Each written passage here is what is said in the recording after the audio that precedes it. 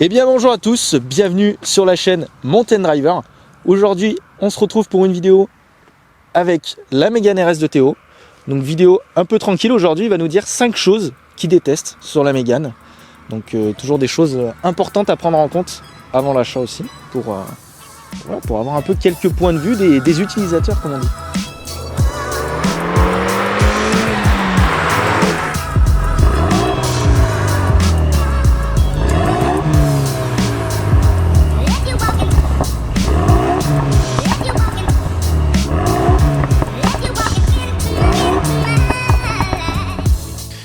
Eh bien les amis, bonjour à tous. D'abord, avant de regarder la vidéo, je vais vous demander une petite chose, c'est de penser à vous abonner et à liker cette vidéo parce que tout simplement, nous, ça nous aide énormément.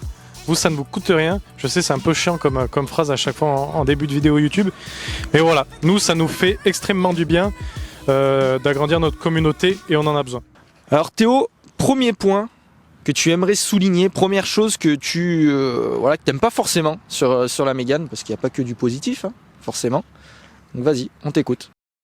Eh bien écoute mon Jimmy, déjà la première chose ça a été, avant de l'acheter, j'ai vachement hésité sur la Mégane RS, parce que nous dans notre région c'est une voiture qui est quand même bien volée,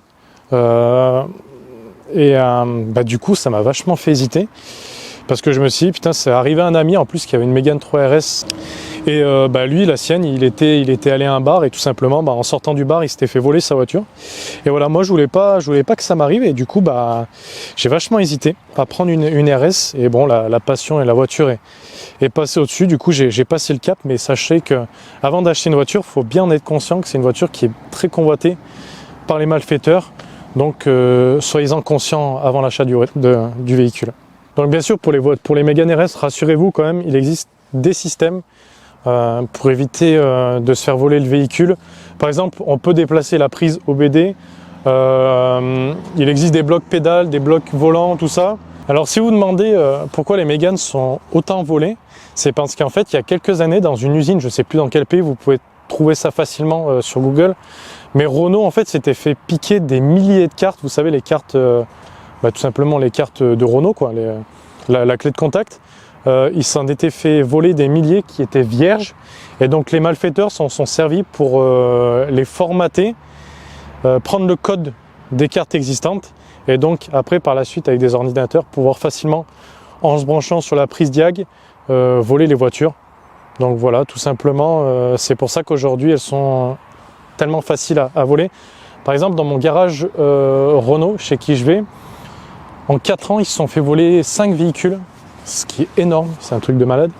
Et donc la dernière a été filmée par la vidéosurveillance et ils ont calculé pour voler une Mégane comme ça, les personnes ont mis un peu plus de 30 secondes. Deuxième point qui me fait un petit peu tiquer, la Mégane RS est sortie d'origine avec des Bridgestone Potenza. Donc c'était la montre qui était d'origine sur la voiture quand elle sortait de concession. Et c'est vrai que j'ai toujours entendu dire que le train avant de la Mégane était super précis, bien accrocheur, tout ça. En fait, je me rends compte qu'avec ces pneus-là, c'est pas du tout, c'est entre guillemets, c'est pas vraiment le cas, parce que je trouve que le train avant est pas si rivé que ça au sol. C'est des pneus qui sont un peu durs, pour vous dire. Moi, j'aurais plutôt tendance à mettre du Michelin. Par contre, vous mettez du PS4S ou des Cup 2. Là, franchement, la voiture ne va pas bouger. Mais d'un côté, ça me plaît parce que ça fait une voiture qui est joueuse et ça évite de prendre des vitesses trop élevées sur route inutilement pour se faire plaisir. Là, avec des vitesses réglementaires, j'arrive à me faire plaisir avec ces pneus-là, vu qu'il y a quand même pas mal de mouvements de caisse. Très bien, donc on a vu du coup l'aspect un peu vol de la voiture, les pneus. Maintenant, de quoi tu vas nous parler Théo? Le troisième point important à souligner. Eh bien, le troisième point, Jimmy, c'est l'échappement Akrapovic. Alors, en fait, si tu veux, cette voiture-là, je l'ai achetée sans l'essayer avant de pouvoir l'acheter parce que des trophies, il n'y en a pas beaucoup, donc c'est un petit peu compliqué. Mes parents avaient une Mégane 3 RS, donc je savais à quoi m'attendre. Mais l'échappement Akrapovic, j'en attendais vachement. Je me disais, putain, ça va être super, ça va en faire une Mégane qui va enfin faire du bruit. Et en fait, finalement, malgré qu'il soit complètement en titane, je trouve pas que ça soit oufissime. Ça reste une Mégane 3 RS qui respire un peu mieux avec une Carto Pop and Bang. Et après, franchement, je me tâte limite de mettre un 4-back full tube. Parce que franchement, c'est pas oufissime, quoi. Donc voilà, sachez que si vous êtes intéressé pour l'achat d'une trophy, voilà, sachez que la Krapovic, ça va pas révolutionner non plus la Mégane 3RS. Donc à présent, il me semble que le 4e point se trouve dans l'habitacle. Donc Théo, dis-nous en plus. Alors oui, donc Jimmy, l'autre point, c'est l'Alcantara qui recouvre quasiment l'intégralité de l'intérieur. Donc on a sur le volant, le siège, soufflet de frein à main et puis levier de vitesse. Et en fait, si tu veux, oui, l'Alcantara, c'est une super matière qu'on retrouve dans les voitures de course, principalement sur les volants, parce que c'est une matière où on a un bon grip au niveau des mains. Mais par exemple, de mon côté, quand on a les mains moites, le volant se met à coller de temps en temps. C'est pas hyper agréable l'été. Et deuxièmement, putain, l'Alcantara, excuse-moi des mots, Jimmy, mais c'est quand même hyper fragile comme matière comparé à du cuir. C'est vrai que ça s'use hyper rapidement et en plus de ça, c'est difficile d'entretien parce que par exemple sur les sièges, quand tu passes l'aspirateur, des fois un mauvais coup et tu peux carrément presque déchirer l'Alcantara, donc il faut faire super gaffe. Mais sinon c'est beau, ça n'enlève rien au côté de l'Alcantara, mais voilà, c'est juste un point que j'aime préciser. Il faut faire attention et c'est un tissu qui demande des précautions. Et donc 5e et dernier point, donc il me semble que ça se situe au niveau de la position de conduite.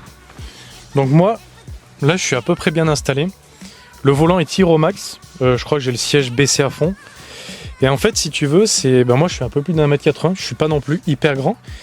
Mais c'est vrai que parfois dans les virages, il se peut que j'ai le genou qui touche la colonne de direction. Et ça c'est un peu dérangeant parce que si tu veux en fait, moi il faudrait que je me recule bien plus que ça, mais sauf que le volant je peux pas plus le tirer. Donc c'est soit j'ai les jambes qui sont bien, soit j'ai les bras qui sont bien, les jambes qui sont complètement recroquevillées. Tu vois, si tu veux, il faudrait vraiment que j'ai les jambes reculées et que j'ai le creux du poignet, donc qui arrive au niveau du volant tout en touchant le dos contre le siège. Donc voilà, tu vois, il manque ça. Après, si tu veux, il faudrait que je ravance le siège, mais bon, je serais extrêmement droit. Elle serait pas non plus top pour conduire. Mais bon, c'est possible. Mais voilà, j'aurais aimé une position un peu plus couchée. Parce que c'est vrai que de base, la Mégane RS, c'est une voiture qui est faite pour le circuit. Donc on est censé avoir une position un peu plus couchée que contrairement au rallye, où on a vachement les dossiers qui sont droits. Par exemple, comme dans la Clio RS, on a une position qui est assez haute.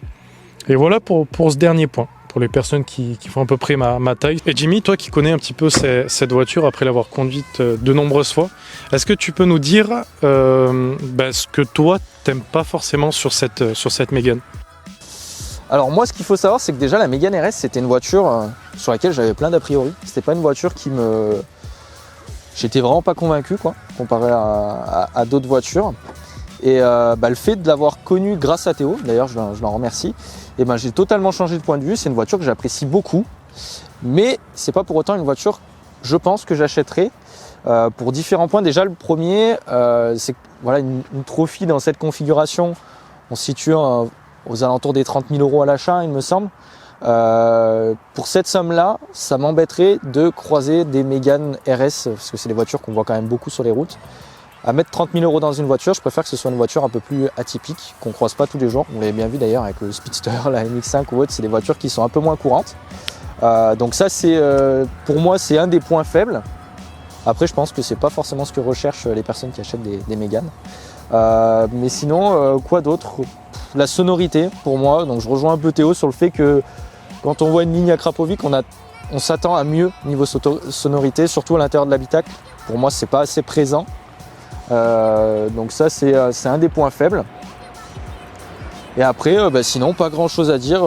L'intérieur il peut sembler assez simple, hein. C'est un intérieur de Mégane, mais il est efficace, franchement, tout est bien placé, voilà, on sent que ça fonctionne, ça a été testé sur de nombreuses voitures et ça fonctionne, donc ça c'est plutôt agréable. Sinon pas grand chose à dire de ce côté là. Niveau négatif après, sinon que du positif pour moi en tout cas. Donc n'hésitez pas à me dire, vous, si vous êtes propriétaire d'une Mégane RS, quels sont les points un petit peu que vous n'aimez pas sur cette voiture. C'est toujours intéressant de partager ça dans les commentaires. On le répète, n'hésitez pas à vous abonner les amis. Dans 2 semaines, on monte sur Paris avec Jimmy dans un garage pour filmer des voitures vraiment très très sympas, donc on a hâte d'y aller. Et voilà, abonnez-vous pour qu'on vous tienne au courant. Et en tout cas, on est également présent sur Instagram, et ça fait récemment, on a commencé à se mettre sur TikTok, qui apparaît juste ici. Et donc n'hésitez pas à venir nous rejoindre pour voir de nouvelles aventures. On se retrouve la semaine prochaine pour une nouvelle vidéo, et sur ce, portez-vous bien.